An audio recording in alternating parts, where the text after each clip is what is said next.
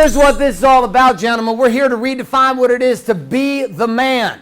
Now, for those who are new to the show, maybe haven't seen this experience before, here's what I will tell you.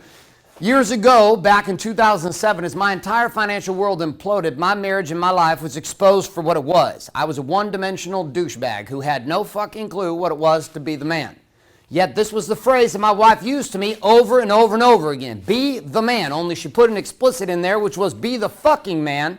Be the man. You're an asshole. Be the man. What the fuck's wrong with you? Be the man. Grow a pair and be the man. There were a lot of versions, as you can tell. The problem was I didn't know what be the man meant. So I started down the path of trying to discover that. And that birthed the program called Wake Up Warrior, and ultimately the game and the belief system we call living the warrior's way to having it all. This be the man idea, though, forced us into history to study this idea of sedation. I was convinced that myself and you as men, we were born into a game and we were fucked before we got here.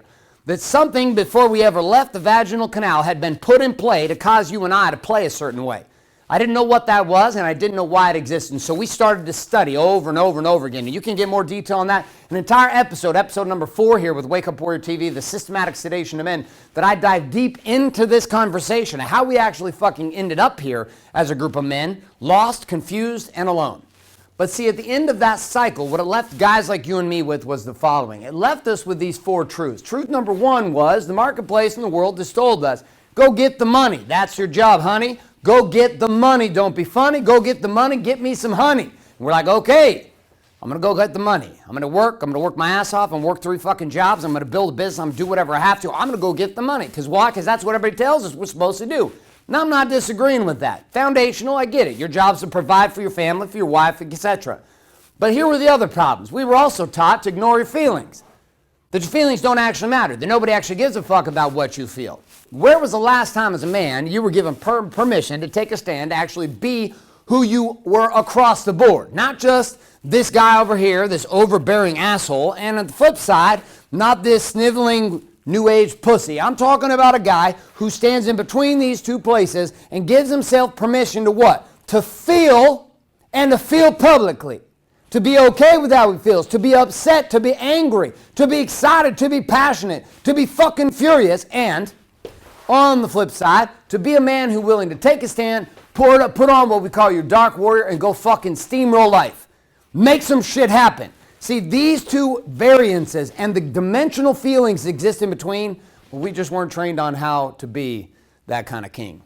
Next, we don't need you. With the rise of feminism and the rise of the feminist movements, we begin to see a rise not only in the empowerment of women, which I have no problem with. I have 2 daughters and a beautiful wife. I also have a son. And I encourage, speaking of which, we got my wife giving me a little phone call right now. I appreciate her wanting to give my, she must have heard me talking about her. I pushed the wrong button. She must have heard me talking about her. And instead of me hanging her up, I just picked her up and she was now listening. That's the power of my relationship with my wife now. I just say her name on the TV show and she calls.